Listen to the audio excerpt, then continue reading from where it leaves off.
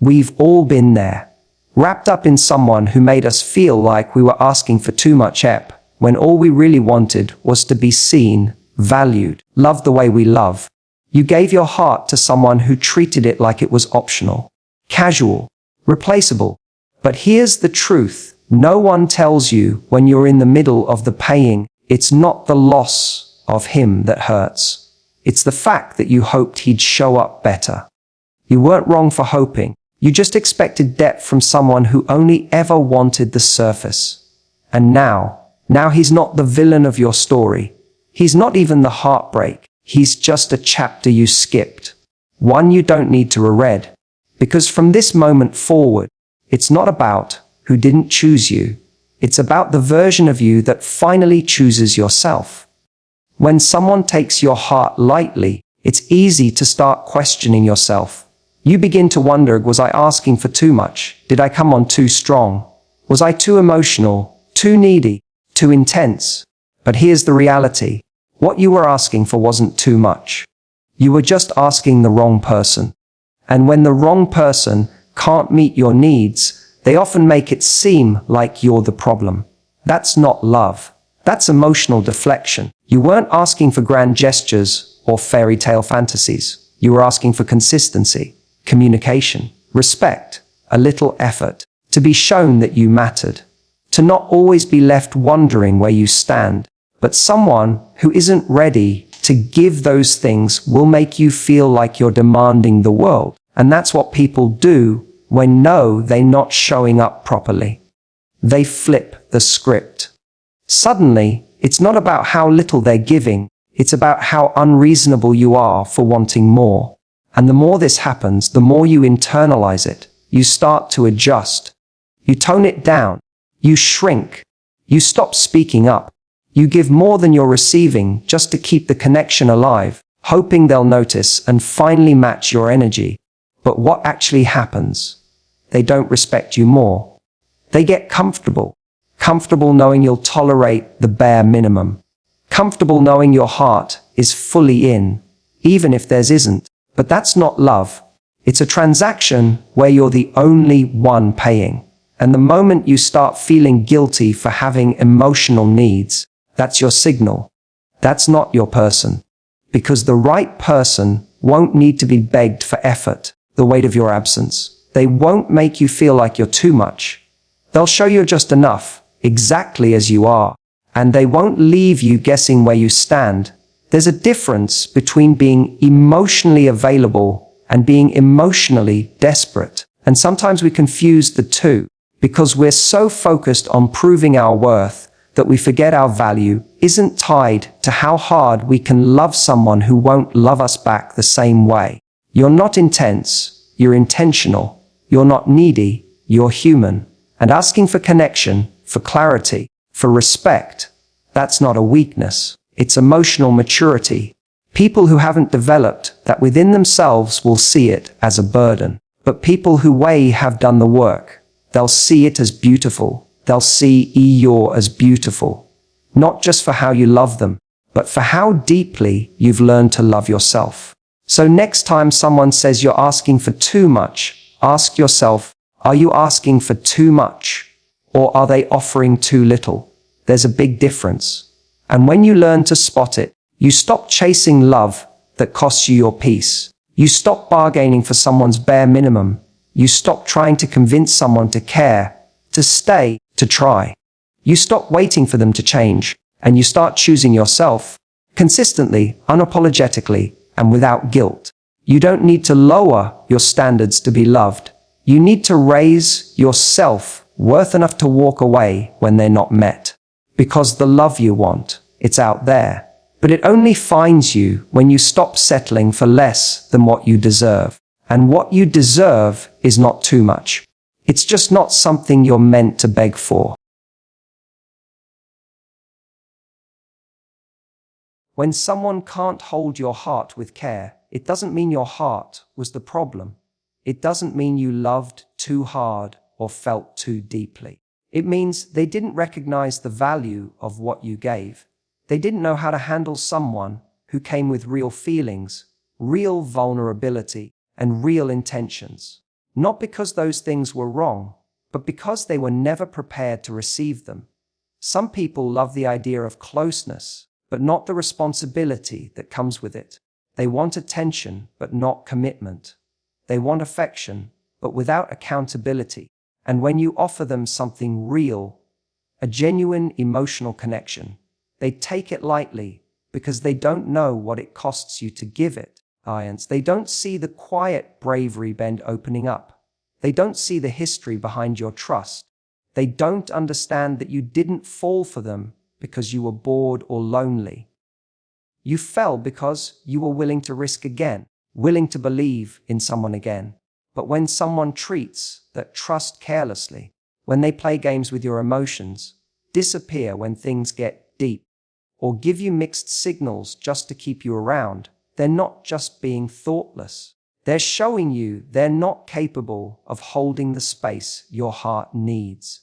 And it hurts because a part of you wanted to believe they could. You wanted to believe that maybe, just maybe, they would see how rare your love was and rise to meet it. But people don't rise just because we love them. They only rise when they choose to. It's not your job to make someone ready. It's not your responsibility to teach them how to value a heart they weren't prepared to handle in the first place. That's something life will teach them. With or without you, your job is to recognize the moment when protecting your peace becomes more important than waiting on someone to change. Your job is to walk away from anything that teaches you to second-guess your worth. The truth is, your heart is not a toy.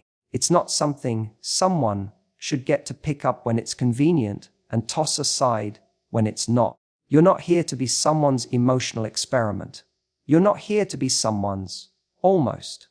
You're here to be fully chosen, fully respected, and fully valued. And that starts with how you treat your heart. If someone keeps mishandling it and you keep handing it back, it sends a message to them and to yourself that it's okay to be treated that way. But it's not. Sometimes we make excuses for people because we see their potential. We see who you could be if they just healed or grew up or realized what they had. But potential is not a reason to stay. Consistent action is. And if someone is showing you over and over that they're careless with you, then believe that. Not because you're bitter or guarded, but because you've learned to value your peace more than empty promises. You deserve someone who holds your heart like it matters. Someone who doesn't disappear when you're emotional. Someone who doesn't get distant when things get real. Someone who sees your vulnerability not as a burden, but as a gift. Because it is. You are not hard to love. You're just hard to play with. And that's a beautiful thing. The right person will understand that your heart is not just something to have. It's something to honor.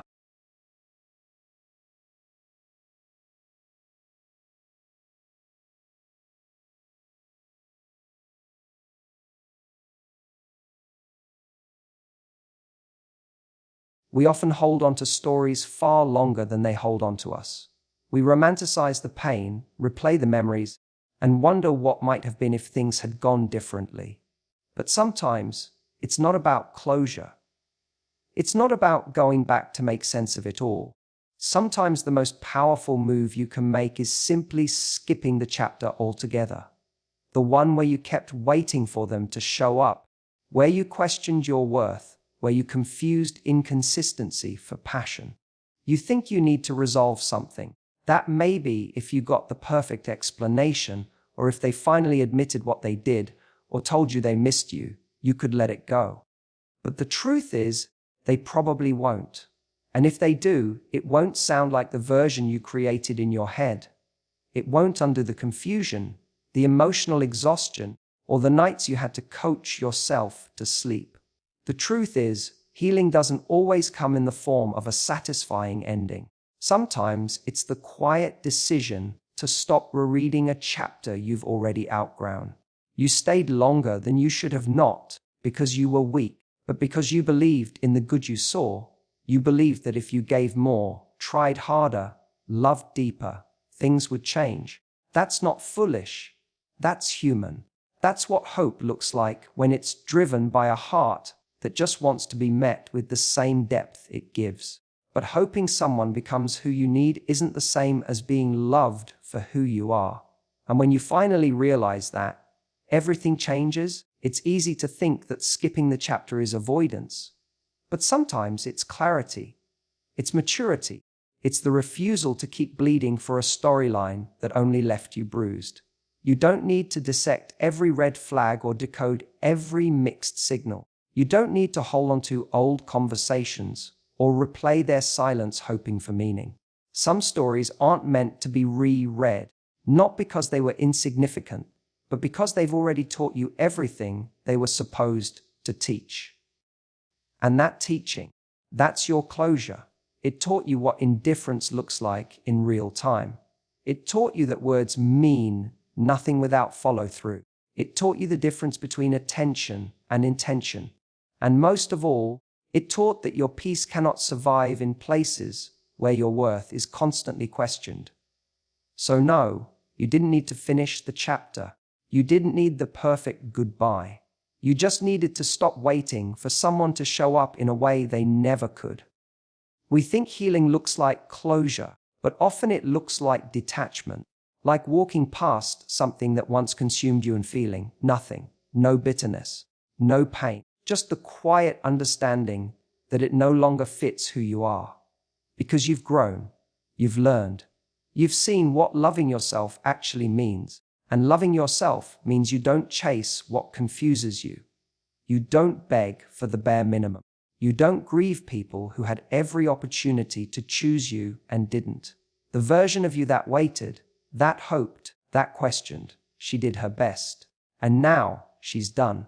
You've turned the page. And not only are you not going back, you're not even looking in the same direction, because your story is no longer centered on who didn't stay. It's focused on who you've become because you finally did.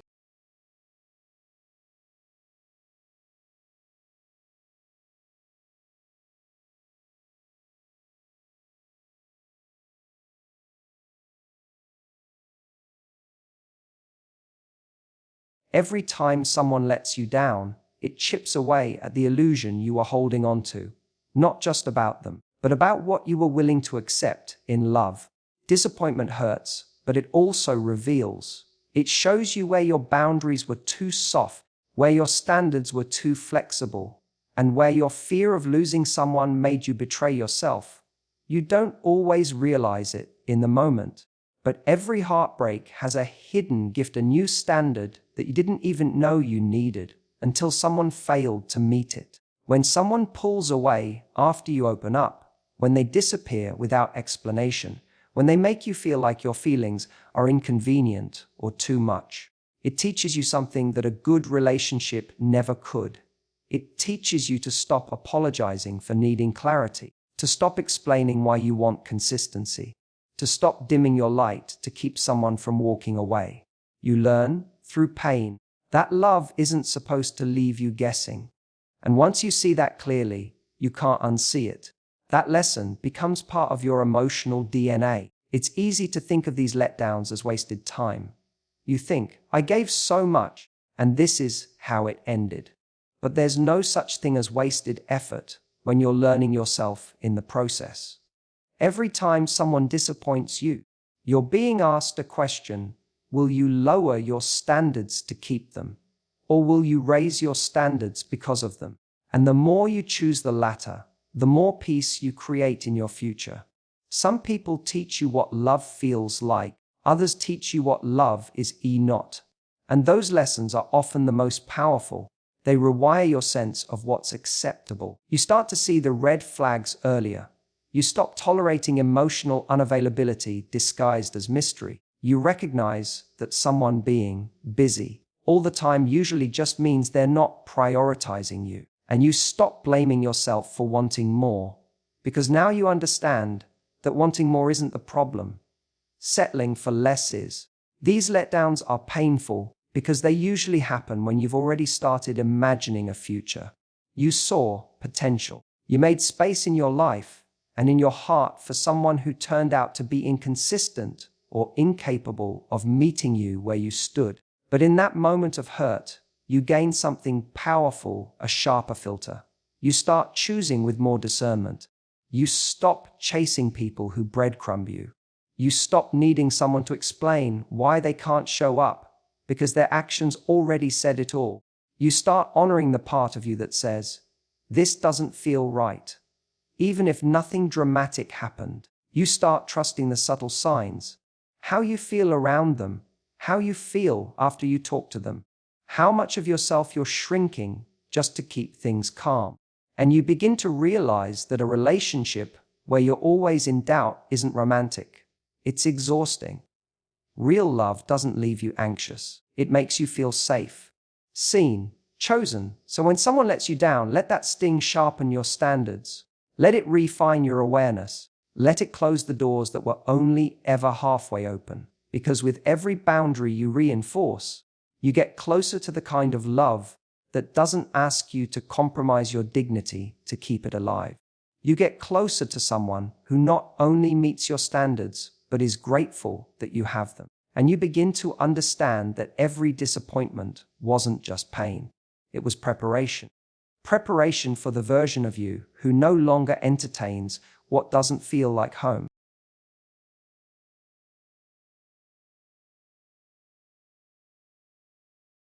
Walking away from someone who didn't treat you right doesn't make you heartless. It makes you honest. Honest with yourself about what you need, what you deserve, and what you're no longer willing to put up with. We often think of silence or distance as cold, like we've become too hardened or detached. But sometimes silence is the most powerful form of self-respect. Choosing not to revisit something that hurt you, not to explain yourself over and over, not to keep giving chances to someone who never used them well. That's not being cruel. That's being done. There's a moment in every connection where you realize you've crossed a line within yourself, where you've forgiven too quickly, explained too much, tolerated too little in return, and at first, walking away feels heavy. You wonder if you gave up too soon, if they'll change now that you've gone, if they even noticed that you left.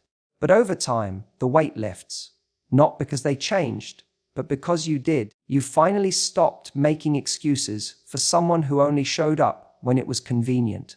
You stopped negotiating with your peace. Skipping the chapter isn't about being dismissive. It's not about pretending it didn't matter. Of course it mattered. That's why it took so much strength to let it go.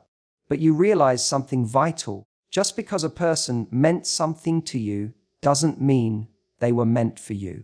And just because the connection was real doesn't mean it was healthy. Some stories aren't worth rewriting.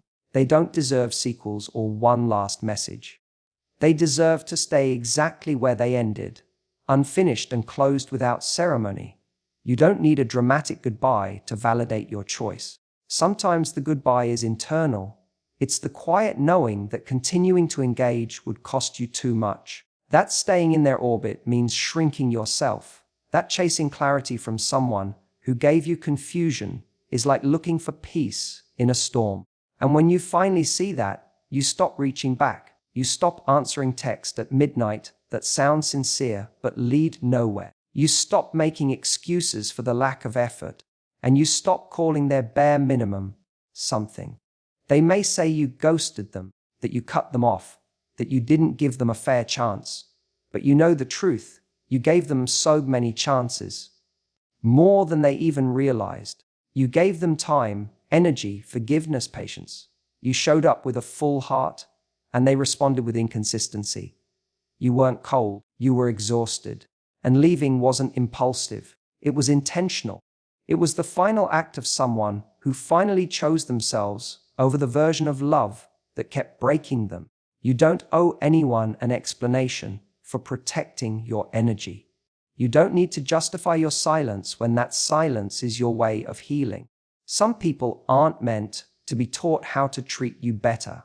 They're meant to teach you that it's okay to walk away the moment they don't. And you didn't skip the chapter because you were angry. You skipped it because rereading it was slowing you down. Self-respect doesn't always look loud or bold. Sometimes, it's the quiet closing of a door with no need to slam it. It's choosing not to entertain what you already outgrew. And that's not bitterness. That's growth. That's what it looks like when your self-worth finally speaks louder than your attachment. When your standards are no longer up for debate. And when you realize that peace is more powerful than proving a point.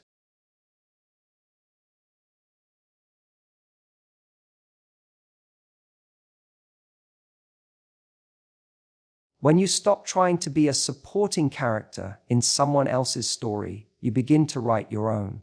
And this time, you're not waiting to be chosen. You're choosing yourself. You're not sitting around hoping they'll finally understand what they lost. You're too focused on becoming someone who doesn't lose herself chasing love that's inconsistent, unclear, or conditional. The person who took your heart lightly didn't see your worth. But more importantly, they never made room for your full self. You were always adjusting, always shrinking, always trying to fit into a narrative that wasn't even about you. There comes a moment when you realize you were never truly seen, not the way you needed to be. They liked the version of you that didn't ask for much, that stayed even when things were confusing, that made excuses for their distance and told yourself they're just going through something. But that version of you was surviving, not thriving. And now you're done performing. You're done proving. You're done being edited down to be more digestible for someone who was never trying to understand you in the first place. That chapter, the one where you made them the center of everything, it's over. It might have been intense, it might have felt meaningful, but it didn't lead anywhere. You learned what happens when you make someone your emotional home before they've earned that place. You learned that being deeply available to the wrong person can leave you more empty than being alone. And now you get it too. Love that's real doesn't leave you feeling unsure all the time. It doesn't ask you to audition. It doesn't reward silence and punish honesty. You're no longer that version of yourself who thought confusion was chemistry. You don't need butterflies if they come with anxiety of your absence. You're not going back to texting someone who only reaches out when it's convenient. You're not building futures in your head with people who won't even build consistency in the present. That's what this new chapter is about. Stepping fully into your own story and refusing to hand over the pen to someone who didn't care enough to stay. When you stop obsessing over being enough for someone who couldn't even show up, you begin to realize you were never the problem. You were always enough. You just needed to stop giving the best parts of yourself to people who hadn't earned them. That includes your time, your love, your energy, your forgiveness. You get to be selective now, not out of bitterness, but out of respect for the woman you're becoming, the one who knows her value, the one who doesn't mistake inconsistency for passion, the one who's no longer interested in being almost loved. You're not cold, you're clear, you're not bitter, you're focused, you're not guarded, you're grounded, and you're no longer afraid letting go of what's familiar if it means making room for what's real. Because now, you're building a life that doesn't require constant emotional survival mode. You're attracting people who match your energy, not drain it. People who want to understand your heart, not control it. People who show up, stay consistent, and communicate with honesty. Not mystery. You're the main character now. And not in a performative look-at-me way, but in the quiet, powerful way of someone who's done with proving and ready for peace. You're not waiting on someone to finally choose you. You're choosing yourself, and from that place, the love that finds you next will speak your language without you needing to translate. Because the right people won't just want you, they'll recognize you. You gave your heart to someone who didn't know how to hold it. And for a while, that made you question everything. But now, you see it clearly. They weren't your forever. They were your awakening. A necessary chapter that taught you what to accept, how not to feel, and who not to become. You didn't lose anything by letting them go. You gained yourself. You stopped fighting to be understood by someone who never listened. You stopped hoping they'd grow into the kind of love you were already giving. And most importantly, you stopped making temporary people feel permanent in your life. This isn't about revenge or regret. It's about rising, about owning your worth so deeply that you'll never again beg someone to see it. The version of you who once settled, questioned, tolerated, she's gone. In her place stands someone who isn't afraid to start over, skip chapters, or rewrite the entire story. And from here on out, anyone who wants a place in your life won't have to be chased. They'll show up clearly, consistently, and without confusion. Because now you know your heart isn't something to be handled lightly. It's something to be earned.